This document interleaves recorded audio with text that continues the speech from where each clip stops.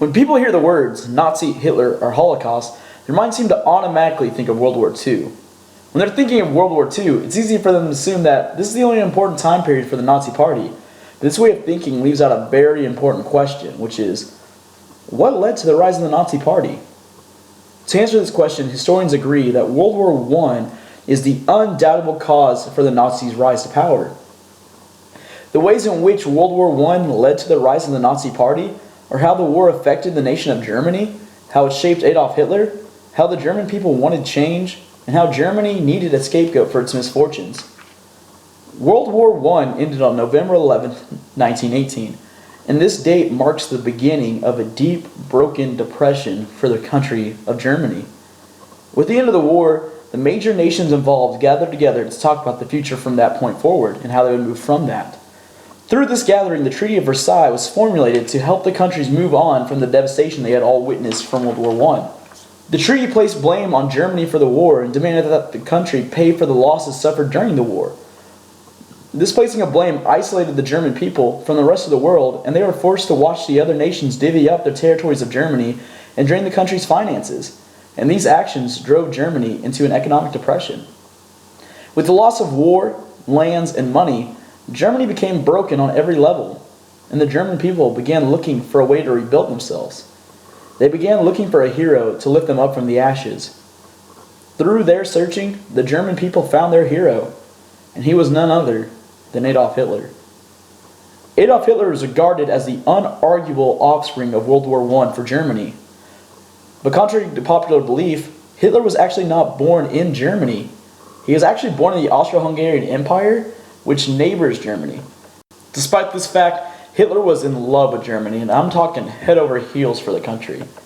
When World War I began, Hitler convinced the enlistment officers of his home country of Austro-Hungary that he was unfit to serve in the war, and then after that, he went to Germany and convinced the enlistment officers there to allow him to volunteer to join their army. Seeing as how Hitler was willing to die for Germany over his home nation shows just how much he loved that country and how much he cared for it. At the end of World War I, Hitler was just as broken as the nation he was so in love with and wanted to do all he could to help the German people. The way he began to give help was through politics. Hitler's political career had a very rough start, but it soon gained major support amongst the people of Germany, and the Nazi Party came into power. Why, you might ask? It was because Hitler made many promises to Germany, and the major two were a change in the German economic structure and the supplying of a scapegoat to the German people so they could place their blames of misfortune onto that. The changes in economics Hitler promised to bring to Germany was one of socialism, and the German people were so willing to back this up because their previous economy was completely demolished by the end of World War I, and they had developed a hatred of capitalism due to the fact that the countries that gave them the short end of the stick with the Treaty of Versailles were the leading capitalist nations in the world, such as the US, Great Britain, and France. Hitler knew that the German people wanted to change in their nation's economy, so he had this plan for a socialist Germany at the heart of his political machine, showing that he truly knew the German people's wants and needs, and that led them to pour their votes upon him and their support upon him and his party. This change in economic structure was only the beginning of the promises Hitler had for Germany. The second promise Hitler had for the Germans was that of a scapegoat for them to place their blame on.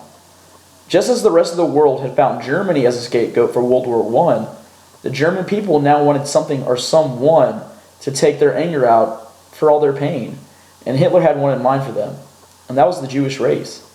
This act is what is called anti-Semitism, which is the hating of anything Jewish and believing they are a dark and wicked people, and it has roots throughout all of European history.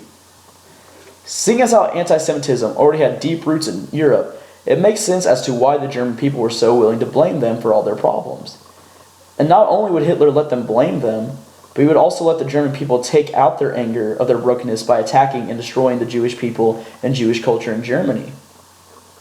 Hitler giving this opportunity to the German people was basically like him throwing meat to a hungry dog, which only gained the Nazi Party more traction and more support in the nation of Germany.